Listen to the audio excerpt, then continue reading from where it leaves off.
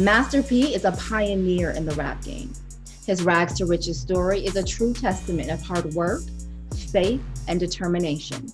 In this episode of Culture Conversations, he talks to me about that journey, his new docuseries, and how he's working to inspire a new generation to greatness. Master P, you are a rapper, an actor, a producer, philanthropist, an activist. I want to get into all of those things, but first, can you take me back to the early days, you growing up in New Orleans and why you started No Limit Records? Yeah, well, I call it back down memory lane, just a kid in the project that really didn't have much, lived in poverty, lived in a 3-bedroom project with 16 people. And I knew that I had to do something if I was gonna make it out of here. I had to change my life. I had to put my trust and faith in God, which I did. And I just went for my dreams and my goals, and I turned $10,000 into a multi-million-dollar empire. And I just been blessed. Music for me came at kind of like a later stage in my life. It was basketball, it was sports. I thought sports was gonna get me to my dreams and my goals. And then I got hurt, and then it ended up being the music. So you just never know. You got to trust the process.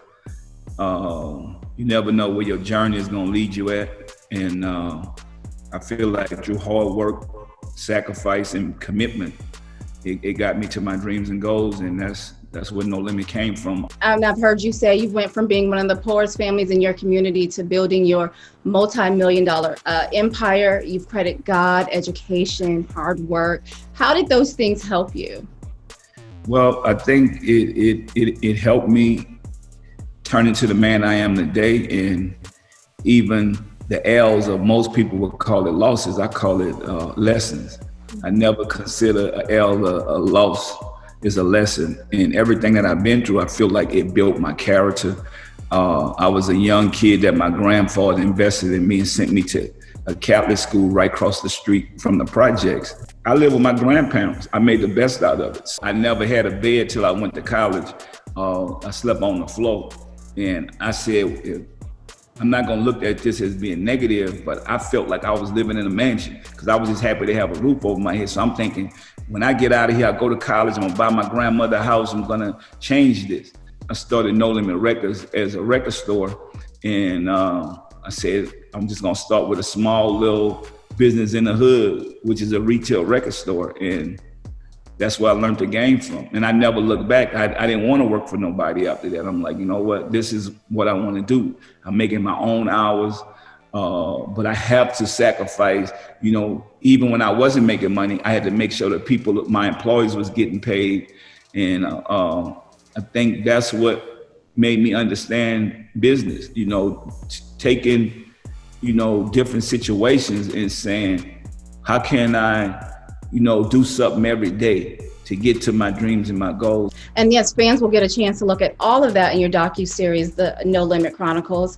But why now? Why tell your story now? Why is it important for us to see this now? Well, I think it's time to be able to be where I'm at now, knowing that I had goals of living to be 19, which is sad. We talk about Black Lives Matter, all the kids that we're losing. So think about it. That was a goal for me, just to make it to 19. And I lost a lot of my friends at 14, 15, 16 years old. And at that time, New Orleans was the murder capital of the world. We had more murders than Chicago. And it was population of like 300 something thousand people. And Chicago had 8 million. So, it's just a blessing to be here to tell a story and be alive. If you look at a Tupac or Biggie Smalls, those guys didn't get a chance to tell their story. And even though I went through so much pain and struggling, I think that's what motivated me and built my character to where hopefully I can inspire the next generation and say, don't look at the bad things I did or the mistakes I made. Take that and learn from it and look at the good stuff and figure out how you could do 10 times more than what I've done. So I want to give that blueprint to this generation. I feel like that's the only way we're going to build generational wealth. We have to educate the next generation. the No Limit Chronicles, my journey is going to show people that if P made it, I could make it. So it's millions of kids across the world that live in the same environments where I come from. And my thing is, I tell people all the time, even when I was poor, I never prayed for money. I prayed for wisdom. When you look in the Bible, it say pray for wisdom, and everything else will come. So, and never do a deal when you're desperate. So, I turned down money even when I was poor. I turned down $1 million. I only had $500 and went back to the project. So you're gonna see this in my story, the documentary. You're gonna see my journey to where I could have made it. I could have had that $1 million, but then I would have sold my soul. I know when you started No Limit, you were selling cassette tapes out of your trunk and everything. You've always preached Black ownership. Can you talk to me a little bit about that? Yeah, well, we have to realize what I start realizing growing up in the ghetto. We don't own none of this. Like even the projects where kids representing and talking about, they ready to die for this place, but we don't own it. Somebody else own it. Not a person of our color own this property, even the prisons. So think about, that's a business that they own, but they put us in there. Well, my thing is we need to be sending more of us to college than sending us to prisons. And to change the narrative, even in Hollywood, African Americans own 5% of all the production. So think about that. If we only own 5%, that our narrative is not being told the way it should be. We have to start using our mind. We need to understand what financial literacy is, economic empowerment, because if we don't own that, we have no control. So we have to come together and figure out, even if we don't have the money to do it on our own, how can we put our money together? How can we go after some of these small business loans? The people that we are putting in power to represent us on a political side, we need to know those people. We need to hold them accountable. We need to have more African-American judges in places. So that's what I think the ownership, if we really want change, we got to create more billionaires. Because, we've seen how to make millions, but we're spending trillions of dollars. You look at right now, it's 14.5% unemployment right now. So if you're sitting at home and you don't have a job, then you should be thinking about, how can I invest in me now? I need to invest in me, so I won't get fired. So now I'm the boss, and now I can put money back. Because, in these low income homes, a lot of these properties are not that much. So imagine if we buy 1, 2, or 3 of them, start small, learn before we go buying bigger properties. Now we understand it. We starting to control the community now. I know you were on the front lines in Minneapolis. We saw you march for George Floyd. You went to the funeral. Why was it so important for you to be there? I have a house in Minnesota, and my kids go to school there. And that could have been one of my kids. My kids are big, they 6'4", so knowing that you could be driving to school and get pulled over, and that's the end of your life. I have a friend of mine that started this program called POP, and it's about knowing what to do when you get pulled over. And it's sad that, we went from teaching our kids about who God is, and now when they walk out that door, we got to teach them about how to survive if you get pulled over by a police officer and if you're a Black man. We in some harsh times for us, people being afraid, like Black men being afraid to walk the street, not knowing if a cop pull a gun out on them, they're gonna shoot them. And not all cops are bad, because they are humans underneath those badges. But I just think the ones that are committing these senseless acts, they should be incarcerated. They should be with the criminals, because these are criminal acts. This is not something that that they should be on vacation for. And I pray that, because it's not just whites and not just Blacks no more wanting this justice. It's whites too that want this justice that's out there. I seen a group of elderly white women marching, saying, hands up, don't shoot. So, it's a blessing where we at right now, to where it's incredible that we all just want justice. We all want change. And we've seen you here in Compton as well with Compton Mayor Asia Brown. Can you talk to us a little bit about that? Well, I've been in Compton in the South Central communities for over 25 years, giving back to the kids and the elderly. We have a lot of programs in the community, and the 7 or 8 years I've been there with the mayor has been incredible. This is a lady that just want equality for the community, and even the gangs start coming together. I do a lot of taking these kids, inner city kids, on trips, taking them all across the world. And I mean, just having kids from Compton go fishing, it's like, you see the smiles on their faces. They be like, they call me Coach P. So, you know, I never thought I was gonna be called Coach, but they be like, Coach P, you know, how do I catch a fish? And I'm like, you know, I'm a country boy, so that's like normal for me. But I'm like, all right, get the line, get the bait. And so, you know, and just taking those kids back to Compton and saying, man, you know what? We saving lives, we're changing lives. I'm not gonna stop what I'm doing in Compton and South Central.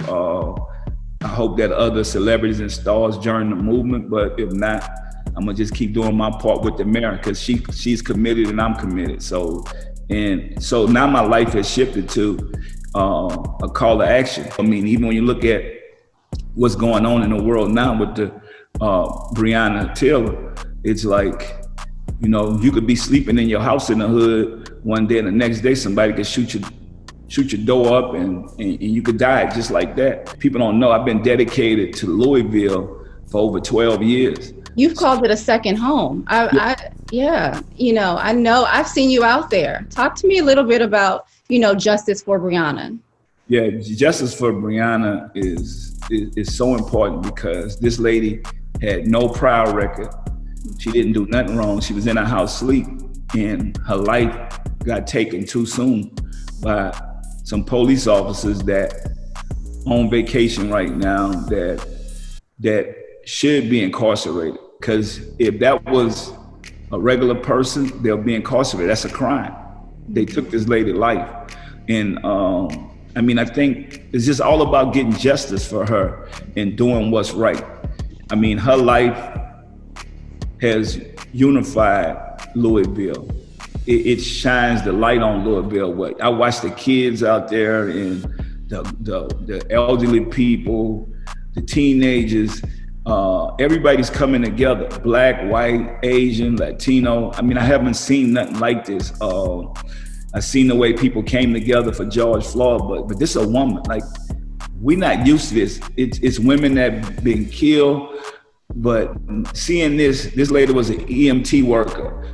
She was out here doing COVID, helping people, risking her life, and it's just so inspiring, just the way her family has been supporting and sticking together. And I just want justice for her. I see, you know, professional basketball players standing up. And I seen LeBron the other night.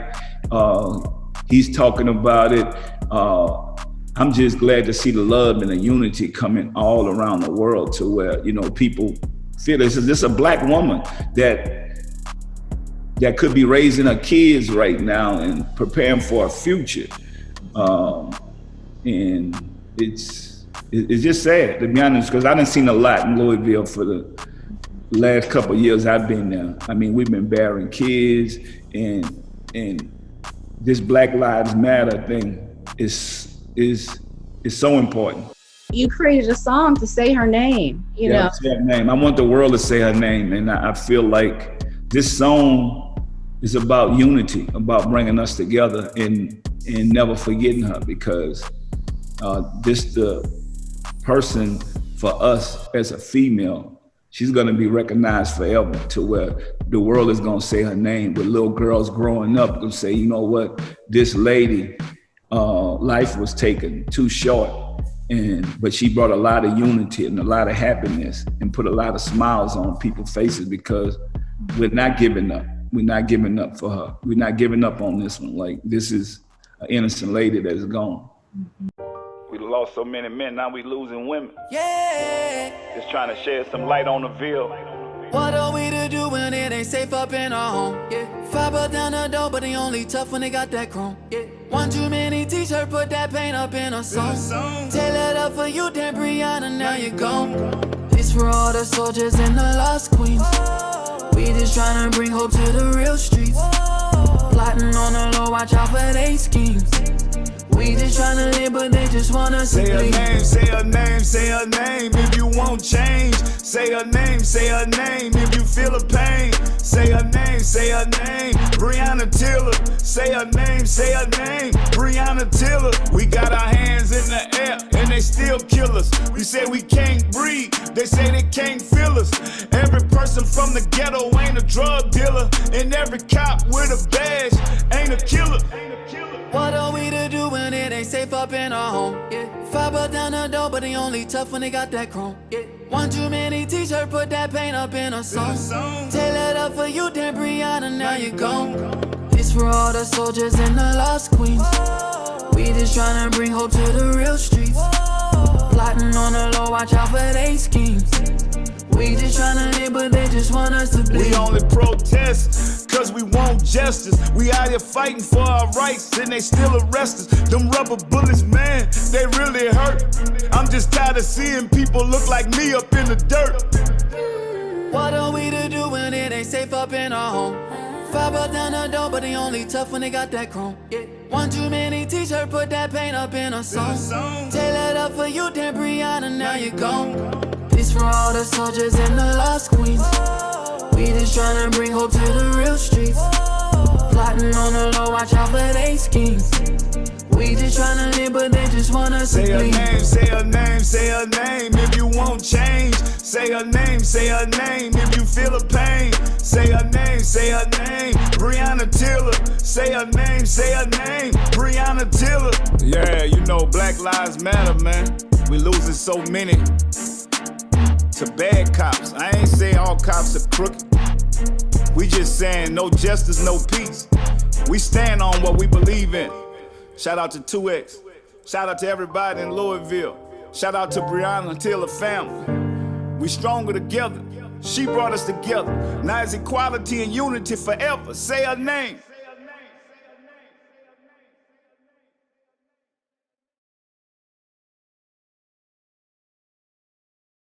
Funny man Joe Coy is my next guest. If you haven't noticed from his stand-up comedy routines, he is proudly and unapologetically Filipino. We talked about how in these trying times, laughter is often the best medicine. Philippines is separated by 7,000 islands, and they speak about 187 languages. But there's one language you all speak fluently: karaoke. Your latest comedy series, In His Element, was shot in the Philippines. Yeah. How important was it for you to go to the Philippines and showcase your culture? I'm gonna show you music, performers, food. Every element of this show is Filipino. This was literally a passion, a dream. It was something that was inside of me since the beginning of stand-up. I used to just like pretend, first of all, coming from, a Filipino household. I'm mixed, by the way. I'm half white, half Filipino. But when my mom and dad divorced, it was all Filipino women raising me. Mm-hmm. And when you tell a Filipino mom that you want to be a comedian, there was no support. Like, what? Are you crazy? So I used to always have like this burning, this burning fire inside me. Like I will go to the Philippines someday and everyone's going to know my name. And that's going to be my way of proving my mom that this was the right decision. So it was always like this dream, this passion to just perform in the Philippines. And I mean, also on top of that, to showcase my culture, to give back to the culture that gave me so much, and also represent my mom, her country, and have that voice out there that people can finally get to hear, Women will laugh and cry because they're emotional creatures. They can't give you one emotion. I gotta give you two. My first special live from Seattle, Netflix turned it down so many times, and I literally had to go shoot it myself. I paid for that whole special myself, and then I had to bring it to Netflix after I edited it, and then they bought it. And so I knew how hard it was for me to get into Netflix. And so, I guess it's in that Filipino blood of mine. When one Filipino gets through the door, they hold that door open and let a bunch of other Filipinos in. And that's what I was doing. I had an opportunity to share the stage with other Filipino Americans. Just shot a Netflix special and the whole camera crew is Filipino. What? You showcase other Filipino talent, from breakdancers to singers to other comedians. Why was it so important to give them a voice as well? I just knew how hard it was for me. And it's like, you know, if I can just get that one little window of opportunity to give these cats a chance, then I'm gonna do it, you know? And I was able to, you know, show the world, like, you know, Illmind, what an amazing producer. Malkita Illmind, aka Ramon. You know, he got a Grammy for Jay-Z and Beyonce's album, but no one knows that he's Filipino, you know, and he works for Drake, Kendrick Lamar, he's produced for J. Cole, and here he is going back to the Philippines and producing this beat for this young Filipino rapper. What a story. Like, my theme song's in Tagalog, our national language, like, and I got people that aren't Filipino going, yo, how do I get that song? Like, that's a win for all of us. Everyone that's, you know, it's just, those are those special moments. And that's what I wanted out of this special. And the B-Boy Ronnie, I've known him 20 years. You know, I've known him when he was 17. We opened for Snoop Dogg together at the Blaisdell Arena. And when I pitched this to Netflix and they said yes, he was the first guy I called. I was like, we're going back to the motherland. And you're opening, bruh. I want you to open, and I want you to get some Filipino B-boys that live in the Philippines to get on stage and perform. Like, that's what it was all about, man. It was just like a celebration of us and our culture. Every ethnicity is in here, hanging out, laughing, good time. They don't care, good time, bro. Your live audiences are a mixture of everyone. What is it about you that draws in such diversity? I think what it is, you know, when I first started talking about my mom, it took me a long time to talk about my mom. It took me like 13 years. And this is my 30th year in stand-up. So it took me like 13 years to really talk about my mom. And I figured it out. I was just like, I'll just be my mom and talk about her being a mom and just talk about the situations and give her a voice and act it out. And I think what it is I think when I did that, I think people just go, hey, wait a minute. My mom does that. You know how many Mexicans my mom walks up to and goes, Filipino? You know, and they're just relating, like, yo, your mom does the same thing my mom does. And I think that's what it is, you know, when I tell the jokes about Vicks Vapor Rub or my mom getting into a fight at a shoe store with a salesperson, like, everyone just goes, yo, that has nothing to do with Filipino. That's just that's mom right there being a mom. That just goes to show that we're more alike than we are different, right? Yeah. And if we center on that, we can get a lot further in America, you know. 100%. And I know you were supposed to do a big comedy tour to promote, and like everything else, COVID killed that. Yeah. Well, you know what's crazy? I hate to interrupt you, but right before COVID, you know, the tour was already on. I was almost done with it. I was about 80% into the tour, and it was a world tour, by the way, and it was also an arena tour, which was crazy. And I hit number 10 on the charts for top 10 world tour, and it's just crazy to share that list with Elton John and Celine Dion and Tool and then me. Like, what? Just a kid telling jokes? Are you kidding me? I'm up there with Elton John? Let's go, bro. And shifting gears just a little bit, you know, with coronavirus and everything that's happening and with our government, and we're still trying to figure that out. How does it make you feel when you hear the President of the United States refer to the coronavirus as... Now, Wuhan was catching on. Coronavirus, right? Kung flu, yeah. I mean, that's a good question. I mean, who wouldn't take offense to that, right? Like, especially, you know, I'm a comedian, and I'm gonna always find the funny in the stuff that people might find offensive. But there's also a time and a place. And there's also a situation. And unfortunately, this is not the time. This is not the place. And this sure as hell ain't the situation. You know, we need someone to be more of a leader and say the right. I want to curse right now, but I'm holding back. That's why I keep saying But you know, I'm finding my words. But yeah, we need someone that's God, I don't even know how to say it without cursing, you know, because you get upset when you hear something like that, because that's offensive. Yeah. And that leads to other things. Like, you're responsible for your words, man, you know, and when you say stuff like that, things happen, and now you have to assume responsibility. You have to be accountable for what you say and what you do. What you provide. Laughter is healing, and the world needs so much of that right now. How are you continuing to keep that going right now? What comedy is exactly like music, you know? There's genres of comedy, there's genres of music. There's puppets, there's guys that tell jokes with props. Filipino Tupperware for half the price. I've seen Tupperware go for $100. Are you kidding me? There's political comics, there's people that talk about their families, there's singing comics, and everyone has their certain style and genre. I've never been the guy to talk about politics, but I enjoy listening to it. I just love talking about my family, and then I enjoy watching people, you know, relate to it and embracing it. Though, you're providing that healing for the world by telling your jokes, you know, and you are kind of taking everyone away from their element. I mean, laughter creates something outside of our reality right now, which is what we need, is what you're providing. So I love you. I love to laugh, by the way. I don't know if you noticed, but I laugh at myself. So I just enjoy it, and I want everyone else to laugh.